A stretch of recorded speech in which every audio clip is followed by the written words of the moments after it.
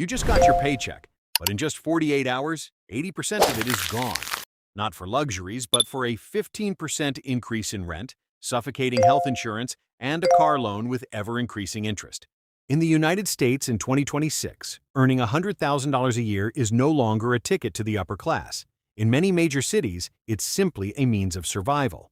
The phenomenon of the high-earning poor is becoming more prevalent. You feel like you're working harder than ever, but financially, you're actually going backwards. But there's a pattern that the 5% of people who manage to thrive amidst this chaos follow. They don't use the old methods. There's a cash flow management system designed to combat inflation, and if you understand it, you can stop feeling anxious every time you see a bill in the mail. Your problem isn't the $5 coffee you buy in the morning.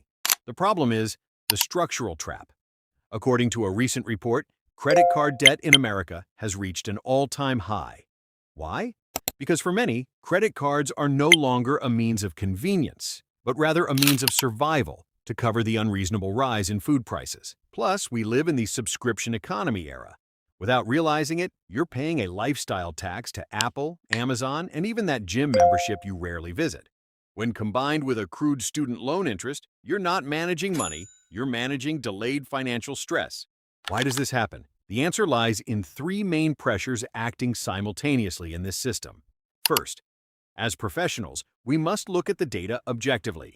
According to data from the U.S. Bureau of Labor Statistics, over many periods, wage increases have not kept pace with inflation, especially in key sectors like housing and energy. In practical terms, this means you have to work more for less value. Two, the interest rate shock. Keeping interest rates at a fairly high level. This means every debt you have, from mortgages to credit cards, becomes a much heavier burden than it was 5 years ago. 3. Forced lifestyle creep. We live in an environment designed to make us spend money. Social media algorithms know exactly when your defenses are down and offer you things you don't really need. The turning point is simple but hard to do.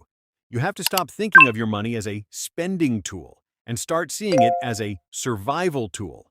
In today's climate, managing money isn't about how much you can spend, but how long you can survive without financial stress. If you want analysis like this to broaden your perspective, click subscribe. Now let's get to the solution. Here's what you should do and what you should avoid. Must-dos. 1. Cash flow arbitrage.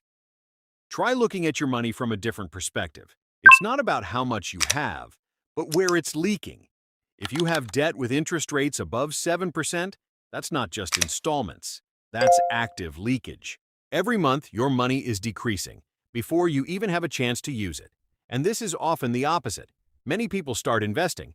When they're still leaking here, the order is wrong. Plug the leaks first, then talk about growth. 2. High-yield buffer. Now, regarding emergency funds, many people have them, but they're keeping them in the wrong place. The money is there, but it's not working. And in today's climate, keeping money in an account with almost 0% interest slowly erodes its value, not because you use it, but because it's sitting idle. Move it to a place where it can protect its value from inflation, not to get rich quick, but to prevent its value from further depreciation. 3. Automatic subscription audit. Now for the part that's often taken for granted. Subscriptions. Not the expensive ones. The small ones, actually, by $5, $10, they seem insignificant until you add them all up. And before you know it, you're paying for something you didn't even think about. It's not about saving. It's about being aware, because the ones who spend money are rarely the big ones, but the ones that keep going without you even noticing. Then here are the things you should avoid. 1. Buy now, pay later. Avoid buy now, pay later for consumer goods. If you can't pay in full today, don't buy it. Buy now, pay later seems easy because it's not immediately noticeable, but that's what causes expenses to pile up uncontrollably. The problem isn't one transaction. It's many smaller transactions running concurrently. 2. Extending the debt tenor. Don't be tempted by small installments with long terms. That's not a solution, but an additional cost.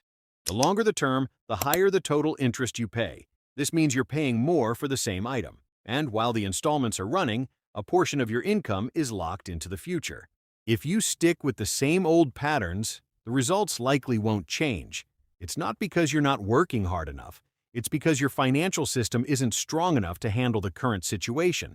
And at some point, it's not just about money, but about choice. Without a financial cushion, Your options are limited. You don't choose. You adapt. And most people don't lose money all at once. They lose it slowly through small, repeated habits until the impact is felt. So the question now is simple. Do you want to stay in the same pattern, or do you want to change direction?